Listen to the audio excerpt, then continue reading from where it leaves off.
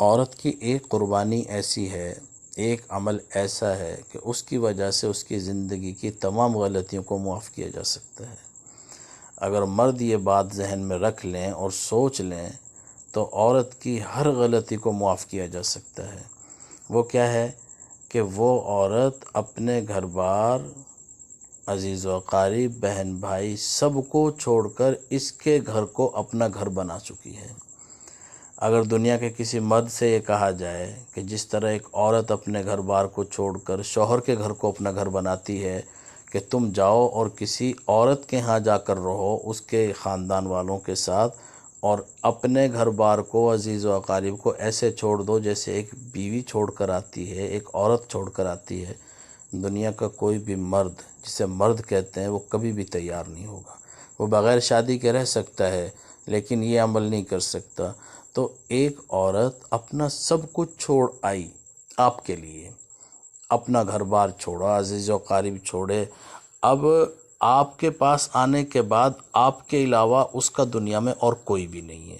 ماں باپ چاہے زندہ ہوں، بہن بھائی چاہے زندہ ہوں، سارا خاندان حیات ہے، لیکن اس کی ساری امیدیں ٹوٹ چکی، اس کے سارے رشتے ناطے ختم ہو چکے ہیں۔ آپ اس کا واحد اور آخری سہارا ہیں۔ اگر آپ بھی اس کے ناز نخرے برداشت نہیں کریں گے، آپ اس کو عزت احترام نہیں دیں گے، تو وہ بیچاری کس دیوار کے ساتھ اپنا سر ٹکرائے گی، کس کو اپنے دکھڑے سنائے گی، کس کے سامنے آہوزاری کرے گی اور کس کے سامنے فریاد لے کے جائے گی۔ اس لیے عورت کی، بیوی کی ہر غلطی کو اس کی اس قربانی کے اوپر قربان کر دینا چاہیے۔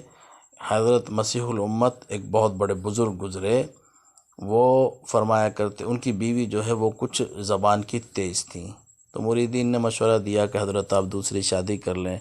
فرمایا کہ اس بیوی میں ایک ایسی خوبی ہے، اس عورت میں ایک ایسی خوبی ہے کہ اس کی وجہ سے میں اس کو طلاق نہیں دینا چاہتا اور دوسری شادی نہیں کرنا چاہتا۔ وہ یہ کہ اگر میں کہیں چلا جاؤں اپنا گھر بار چھوڑ کر، میں اگر سال ہر سال کے لیے بھی کہیں چلا جاؤں تو مجھے یقین ہے کہ میری بیوی برائی میں مبتلا نہیں ہوگی، کسی اور مرد کی طرف نظر اٹھا کر نہیں دیکھے گی، تو میں اس کی اس ایک خوبی کی وجہ سے اس کی زندگی کی تمام غلطیوں کو نظر انداز کر دیتا ہوں۔ تو دیکھنے والے کے لیے، سوچنے والے کے لیے، قدردان کے لیے ایک چیز بھی بہت ہوتی ہے۔ اس لیے شوہروں کو چاہیے کہ بیویوں کی کوتاہیوں اور غلطیوں کو نظر انداز کیا جائے اور ان کی ان قربانیوں کو سامنے رکھا جائے۔